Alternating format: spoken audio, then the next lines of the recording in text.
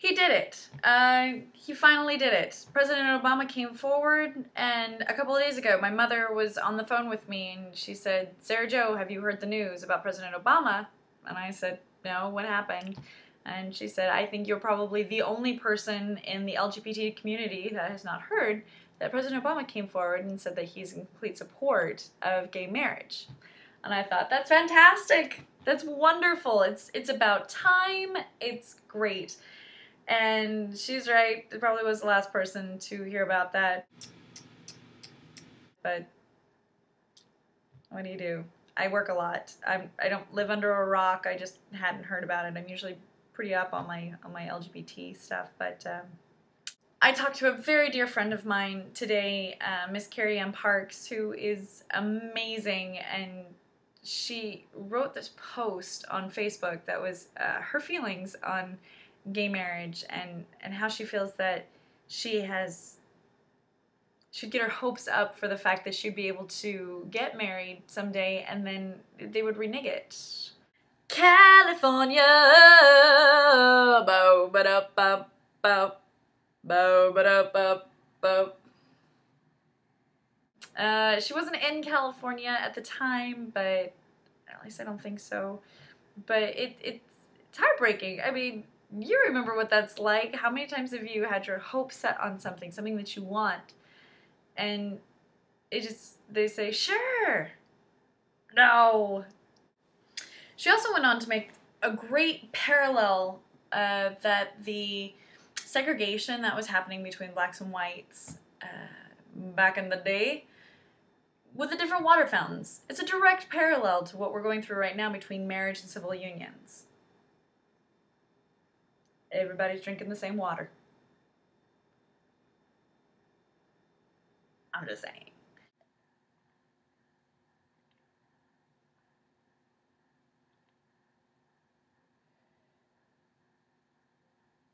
Separate but equal does not work. It's like comparing chalk and cheese. Marriage. Marriage is equality. And that's what we deserve. We deserve to have equality. I, for one, am super excited to be married. I'm not married. Hasn't happened for me yet. But it will in good time when I finally meet the right person and I decide to build a life with this individual. And I'm very, very excited for that. Life without you is like a broken pencil. Pointless.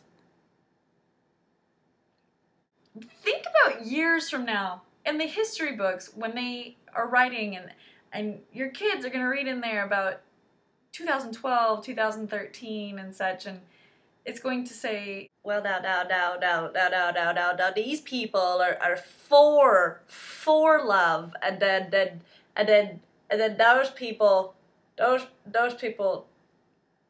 they're not.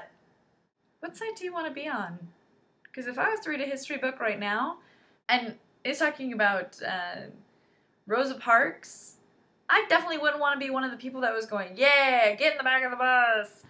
I wouldn't want that. Nor would my grandparents probably claim that. I surely know that if my grandparents, my parents were ones that were part of that, I would not be boasting about that. So years from now, when you are opposed to gay marriage in the name of God and in the name of Christ, which is what they did back then anyway, but really, do you want to be on that side? Because I'm not proud of my ancestors if they did that. I wouldn't tell you. I wouldn't want to know. I wouldn't go looking for it. So this stand that you're taking right now, your future generations aren't going to be proud of that either. You did what? I hate to tell you. So this is a great thing. This is a wonderful opportunity for us to come together. President Obama finally came forward and said, yes, this is as it should be as a civil rights movement. He is the leader of the free world. Multiple countries look up to him as an example. So it's not just for us as it is as well worldwide. Now this understanding that being gay is a good thing, that we deserve equal rights. I don't speak on behalf of the LGBT community, but I am part of the LGBT community, and so I guess that's kind of my say in it. But one of the things that really we keep talking about, like, it's coming, you know, we'll be able to get married, we'll be able to have the rights, we'll be able to have, it's a civil rights thing, it's just a matter of time before the Constitution catches up with it, and we hold strong to that faith. And having President Obama actually come forward and say, I support gay marriage,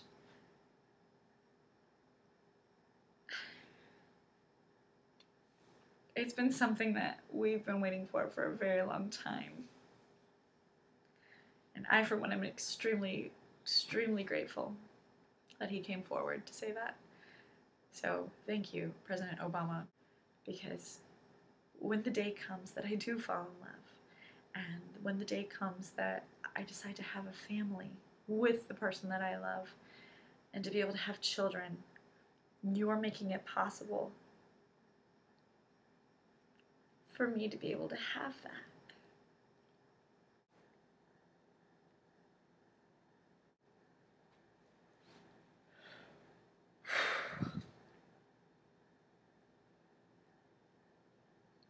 I'm asking you, friends, family that I don't really know too well, whoever you are and you're watching this, please be in support. Be in support. If this is a religious conviction for you, stand by your convictions. Do whatever you need to do. I would never ask you to compromise your beliefs, as I hope and pray that you would never ask me to compromise mine. But I do know that in the Bible, it says more than anything, any other repeated scripture, that God is love. And that's all we're asking for. I wish I could be someplace holding a sign right now, a very witty sign, because, as you know, we as a gay community tend to have a quick wit about us. If God hates gays, why are we so cute?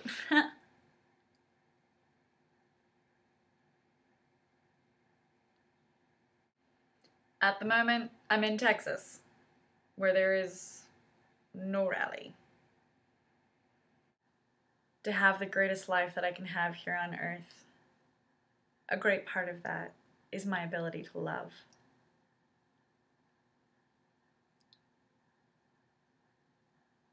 Please join us.